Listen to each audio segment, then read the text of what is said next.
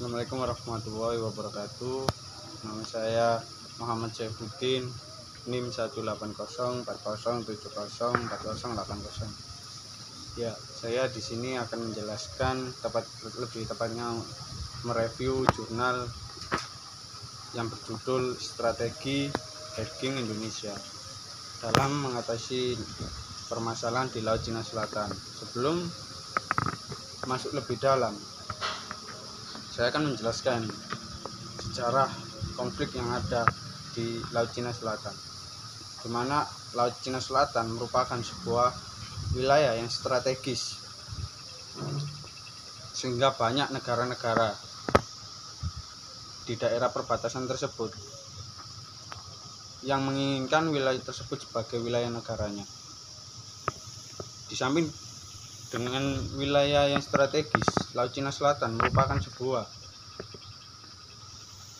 daerah yang memiliki kandungan alam, lebih tepatnya sumber daya alam yang sangat melimpah, sehingga apabila suatu negara dapat memiliki wilayah tersebut, dimungkinkan sumber daya alam tersebut dapat dimanfaatkan oleh negaranya. Sebuah data menyebutkan di mana sumber daya alam yang terkait dengan minyak bumi di daerah tersebut sangat banyak, bahkan melebihi 50% dari sumber cadangan yang ada di dunia. Ya, setelah menjelaskan terkait dengan Laut Cina Selatan, Laut Cina Selatan merupakan sebuah wilayah yang memiliki banyak konflik, di mana contohnya yaitu konflik antara Vietnam dengan Tiongkok, di mana konflik tersebut melibatkan beberapa tentara. Hal tersebut merupakan sebuah keprihatinan bagi banyak negara, salah satunya yaitu Indonesia. Indonesia merupakan sebuah negara netral, bukan negara penuntut dalam sebuah konflik tersebut. Mengapa Indonesia melakukan sebuah strategi dalam mengatasi masalah tersebut? Karena Indonesia memiliki letak yang sangat strategis dalam mengenai permasalahan tersebut.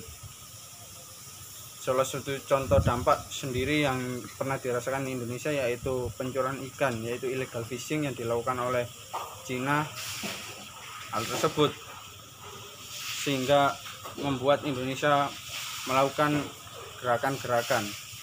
Salah satu contohnya yaitu gerakan militer yang dilakukan Indonesia, karena Indonesia beranggapan hal tersebut sangat membahayakan bagi masyarakat Indonesia, khususnya nelayan di daerah tersebut, di mana sering terjadi pengusiran yang dilakukan negara-negara asing dalam melakukan pencarian ikan oleh masyarakat lokal yang ada di sana.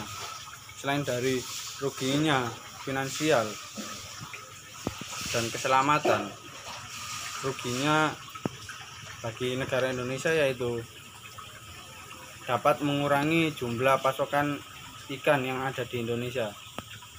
Ya, hal tersebutlah yang membuat Indonesia melakukan beberapa strategi, contohnya yaitu melakukan kerjasama dengan meningkatkan pembangunan di daerah perbatasan, akan membuat Indonesia lebih disegani oleh beberapa negara. Salah satu contoh kerjasama antar negara yaitu dengan melakukan latihan bersama tahunan dengan India.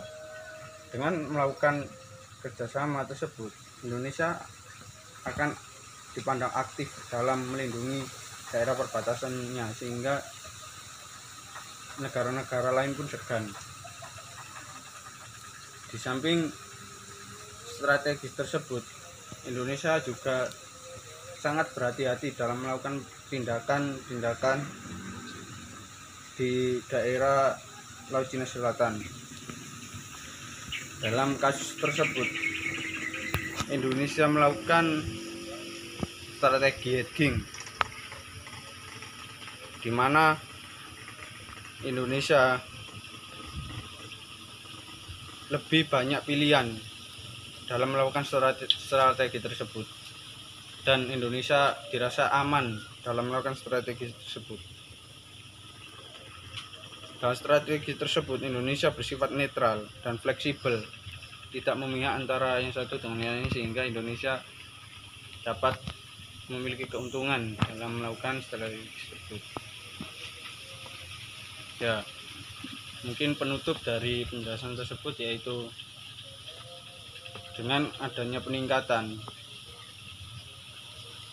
militer maupun maritim security atau perlindungan maritim di Indonesia merupakan sebuah aset yang berharga bagi Indonesia sendiri, di mana dengan peningkatan tersebut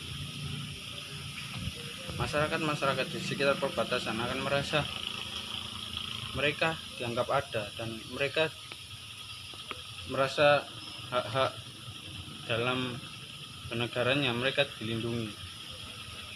Ya, itu merupakan sebuah keuntungan dari Indonesia. Nah, terkait dengan keuntungannya adanya sebuah konflik tersebut juga terdapat keuntungan. Dengan adanya beberapa konflik tersebut akan membuat sebuah kejelasan di mana wilayah Laut Cina Selatan tersebut milik suatu negara maupun milik suatu negara lain. Dengan adanya konflik tersebut akan memperjelas wilayah tersebut milik mana. Ya, itu saja mungkin yang dapat saya jelaskan terkait dengan review jurnal. Kurang lebihnya saya mohon maaf. Terima kasih. Assalamualaikum warahmatullahi wabarakatuh.